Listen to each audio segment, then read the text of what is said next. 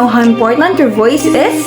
Well, get ready to listen, because today we're gonna learn about the concept of democracy. Democracy comes from the Greek word demos, meaning people, and kratos, meaning to rule. Democracy is a system of government based on the rule of people. It is contrasted with authoritarianism characterized by the suppression of people's freedom. Now, why do we need to learn democracy? People means the citizens of nation states. Different people struggled to be recognized as citizens. Women, slaves, and foreigners were all excluded. Countries like the United States only become more exclusive when women and people of color fought for their right. Let's delve in with the forms of democracy. We have representative democracy, where people has the right to vote for their own representative. Four models of representative democracy. First, we have trustee models, where individuals are chosen based on their special qualities. Secondly, we have delegate model, where the representative only acts based on the guidance of the constituents. This limits the representative to make their own decisions. Third, we have mandate model, where the representative should rely on the platform of the political party. Now we have direct democracy. It recognizes the ability of the people to implement their own policies. Let's move on to the types of democracy. We have classical democracy. It was an early form of direct rule where people discussed and voted for the policies in the assembly. But here's the catch. Only men above 18 plus were the only ones allowed to participate. Now, let's move on to liberal democracy. It was promoted by the United States United Kingdom. It combines liberalism and majority rule democracy. Liberalism emphasizes individual rights, freedom, and voice. Liberalism prevents self-interest harming the community, and majority can oppress minorities without safeguards. Now let's move on with social democracy. It focuses on combining democracy and social justice to promote equality. Its primary goal is to ensure real freedom for all by prioritizing collective interests over individual aims. Its government role provides social services such as education, healthcare, and transportation. Its values support citizens' participation, representation, freedom, justice, harmony, and solidarity. Let's move on to radical democracy. Radical democracy, based on the principle of constitution where all social structures are open to challenge. Extension of liberal democracy, where it goes beyond formal institutions like courts. Scope applies democratic scrutiny to areas usually seen as non-political such as the economy, religion, education, and the family. Elements of democracy. We have four elements of democracy. First, we have competition of power, participation, respect for individual rights, and rule of law. Competition for power states that political of office is not permanent. Leaders are chosen to free and fair elections. Its purpose is to prevent concentration of power, unlike authoritarian systems. Its requirements is to allow maximum participants. And parties can field candidates who meet constitutional and legal criteria. Let's move on to the respect of individual rights. It's stated that democratic decisions must uphold the fundamental rights of every person, not just the majority's will. International standard, the United Nations Universal Declaration of Human Rights. It is actually stated in our Constitution, Article 3 of the 1987 Constitution, which is Bill of Rights. Lastly, we have rule of law. It is where leaders govern based on impartial laws, not personal will. Its purpose is to ensure fair decision-making and protect against unjust actions by any government. What are democratic practices? Democratic practices are the principles and activities that uphold democratic values, ensuring power is shared Shared in citizen have a voice and rights are protected. Key elements include free fair election, citizen participation, petition protest, freedom of speech or press, rule of law, human rights protection, government transparency, accountability, pluralism, tolerance, and checks and balances. These are the ideals that democratic societies aim to implement and maintain. What are the consequences of adopting the democratic practices? The consequence of adopting democratic practices, focusing specifically on free election and vote-based system, it highlights that in a democracy, people have the rights to suffrage, the rights to vote, to evaluate and give confidence to their chosen representative. The text emphasizes that anyone meeting legal requirements has the rights to vote. Citing Article V 5, Section 1 of 1987 Constitution, it states that denying these rights will violate the democratic ideal of individual equality. It also mentioned voters should choose based on their conscience without pressure. Citizen participation. Citizen participation in a democracy and as encompassing various activities beyond just voting and running for office. It emphasizes that democracy requires continuous citizen involvement, not just during election, as it's a way of life that relies on public support. Political participation is further explained as action. People take the influence political decision, including campaigning, signing petition, attending consultation, lobbying, protesting, and joining civic group. Citizen participation in a democracy as encompassing various activities beyond just voting and running for office. It emphasizes that democracy requires continuous citizen involvement, not just during elections, as it's a way of life that relies on public support. Political participation is further explained as actions people take to influence political decisions. Like you can see there's a table by democratic practices, Including campaigning, signing petitions, attending consultations, lobbying, protesting, or joining political and civic groups. The participatory approach in democracy values the input of individuals affected by a policy. Genuine participation involves citizens in every step of the process, using their views to shape decisions. Conversely, tokenistic participation occurs when people are involved merely to satisfy legal requirements, with their input having no real impact on the outcome. Majority rule. Majority rule as core principle of democracy where policies are based on the agreement of a significant number of people, specifically as absolute majority 50% plus one of the voting population. It applies to action like passing laws, electing official, etc. The Senate President in the Philippines is commending meeting. Broadly, majority rule signifies the power of the people differentiating democracy from dictatorship or oligarchies, and implies that officials should serve the public in minority rights. Respect for minority rights as fundamental democratic principle, asserting that the minority cannot infringe upon the rights of minorities who possess equal rights under the law.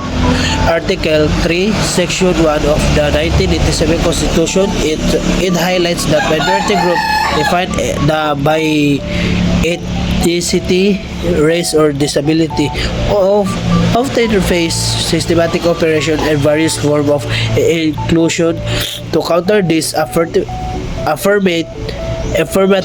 action, it's implemented as a temporary measure to correct historical disadvantage and ensure effective equality and representation for marginalized group as exemplified by law in the Philippines, promoting women participation. The goal of affirmative action is to level the playing field for level the playing field for constitutionalism. Constitutionalism as the principle that constitutionalism is the supreme law of a country, outlining the state policies, governance structure, official function, and ensure priorities. All other laws must conform to it and court use it to evaluate laws and resolve disputes. Constitutionalism ensure that both government official and citizen act with democratic principle, meaning politicians cannot claim unchecked all power and all groups, including those seeking independence, and are subject to the Constitution. To sum up, democratic practices include citizen participation, majority rule, constitutionalism, respect for minority rights, and free elections and vote-based systems. And now, let's proceed to democratic participation. Importance of democratic participation. Democratic participation refers to citizens engaging in processes that shape governance, policy, and society. For example, voting, advocacy, and community organizing. Its importance lies in ensuring governments are accountable to the people, reflecting diverse needs, and upholding the core principle the power derives from the governed. Next is benefits of democratic participation. Democratic participation offers numerous benefits, strengthening both individuals and society. It empowers citizens by giving them a voice in governance, fostering a sense of ownership and civic duty. This involvement leads to more representative and legitimate decision-making, as diverse perspectives are considered, resulting in policies that better reflect the needs and desires of the populace. So, here are the four components of benefits of democratic participation. First is better governance. When citizens participate, leaders are more likely to make informed, transparent decisions aligned with public interest, reducing corruption and inefficiency. Second is greater social unity. Shared involvement in civic processes builds trust across groups, fosters a sense of collective responsibility, and strengthens social cohesion. Third is improved public service. Citizen feedback helps and design deliver services. Example, healthcare and education that address real community needs. Fourth and the last one is new opportunities. Participation creates pathways for marginalized groups to access resources, influence policy, and develop leadership skills. Next is understanding democratic equality. Democratic equality is the principle that all citizens have equal rights, voice, and access to opportunities within a democracy. Regardless of identity, status, or background, it ensures no group is privileged or excluded from participating in or benefiting from governance. And here are the components of democratic equality. Equality of citizens within the democratic structure of society. All individuals have equal legal standing, political rights, for example in voting and running for office, and protection under the law. Second is distributive justice. Resources, opportunities, and burdens are shared fairly across society, ensuring equity and reducing disparities. Third and the last one is the satisfaction of the ideals of social equality. Goes beyond legal equality to address systematic barriers, promoting fairness in areas like education, employment, and social mobility. Now is the protection of minorities under a democracy. Democracies must safeguard minority groups based on race, religion, and culture from majority tyranny This includes legal protections, representation in decision making, and policies that preserve the rights, identity, and well-being. And here are the components under protection of minorities under a democracy. First is survival and existence. This ensures minority groups can continue to exist as distinct communities without facing threats to their physical safety, displacement, or forced assimilation. It includes safeguarding against violence, genocide, or policies that seeks to erase their presence, critical for maintaining diversity, which is foundational to democratic societies. Second is promotion and protection of identity of minorities. This involves preserving and advancing minorities' cultures, language, religions, traditions, and heritage. Democracies may support initiatives like minority language education, cultural institutions, or recognition of traditional practices to ensure groups can express and pass on their identity freely, preventing marginalization of their unique perspectives. Third is equality and non-discrimination. Minorities must have equal access to rights, opportunities, and resources. For example, education, employment, healthcare, and justice. As the majority, laws and policies must prohibit discrimination based on identity markers like ethnicity, religions, or language, and address systematic barriers that create unequal outcomes. Fourth and the last one is effective and meaningful participation. Participation goes beyond formal voting rights. It means minorities have a real voice in decisions that affect their lives, including representation in governance bodies, consultation on policies relevant to their communities, and inclusion in public discourse. This ensures their needs and concerns are not overlooked by majority-led institutions. And now let's end this topic with harmony and democracy. Harmony emerges when diverse groups coexist respectfully. Conflicts are resolved through inclusive processes, and all members feel valued. It requires balancing majority rule with minority rights, fostering dialogue, and prioritizing collective progress over division. And here are the four spheres in harmony and democracy. First one is social sphere. This refers to interaction among diverse individuals and communities within society. Harmony here is built through fostering mutual respect, empathy, and inclusive relationships across groups. For example, basing on ethnicity, religion, or class. It involves addressing social divides, promoting dialogue, and creating spaces for collaboration, ensuring all members feel valued and connected to the broader community. Second is informational sphere. This centers on how information is shared, accessed, and communicated. For democratic harmony, the sphere must prioritize accurate, unbiased, and inclusive information flow.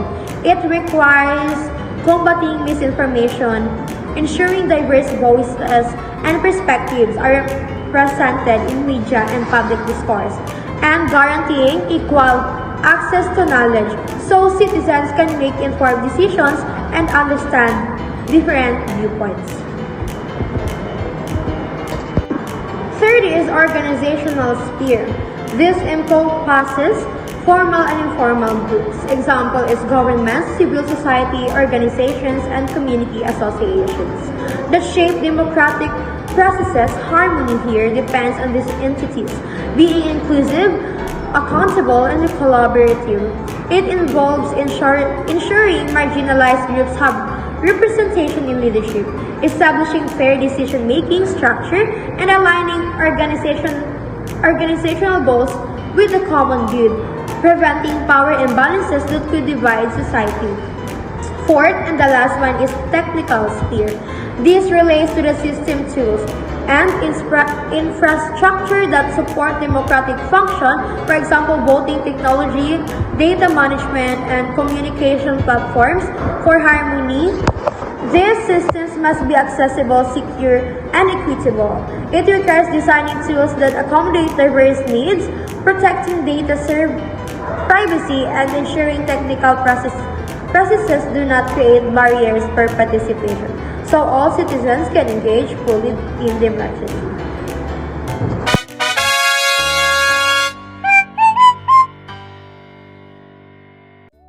Let's proceed on the next lesson. Lesson 5.4, Representative Democracy. Representative democracy is a form of government where people choose leaders to represent them in making laws and decisions. Instead of all citizens voting on every issue, they elect officials who speak and act on their behalf. This system allowed people to participate in government even in a large country where direct voting on every law is not possible. This type of democracy is called representative because the leaders are expected to represent the voice and need of the people. They must listen to the public, follow the law, and act in the best interest of the country. If citizens are not satisfied with their performance, they can choose new leaders in the next election. Representative democracy is important because it gives people a voice while keeping the government organized and effective. It allows many citizens to be representative without everyone having to vote on every decision. Representative democracy definition. Representative democracy is a system of government in which citizens elect leaders to represent them, make decisions on their behalf. How it works. Citizens vote in election. They choose representatives. Elected leaders make laws and policy. People can change leaders throughout election. Who are the representatives? Representatives are the officials elected by the people, such as senator, members of Congress, mayor, and councilors. Importance of representative democracy, what it matters. Give citizens voice in government. Protect right and freedom, promote accessibility of leaders, critical of large population. Simple example, in the Philippines, citizens do not vote on every law. Instead, they vote for senators and congressmen who make laws of the country. This is an example of representative democracy.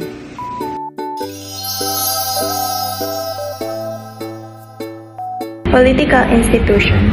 Political institutions are organizations that creates and enforce rules for political activity, helping maintain stability, manage conflict, and guide social and economic policies. The executive implements and enforces laws, manage foreign relations, and appoints key officials in the Philippines. It includes the President, Vice President, Cabinet, and departments. The legislature creates or amends laws through bills and is composed of the Senate and the House of Representatives. The judicial system interprets and applies the law by resolving disputes and protecting individuals' rights, making laws and rights meaningful in practice. What are social institutions? Family. The family is generally regarded as a primary social institution. Education. Education is a social institution where people in society acquire academic knowledge, train on practical skills, and learn cultural norms. Religion. Religion is considered a social institution because it influences the patterns of beliefs and behavior of people and society. Economy. The economy as social institution organizes the production, distribution, and consumption of society's goods and services.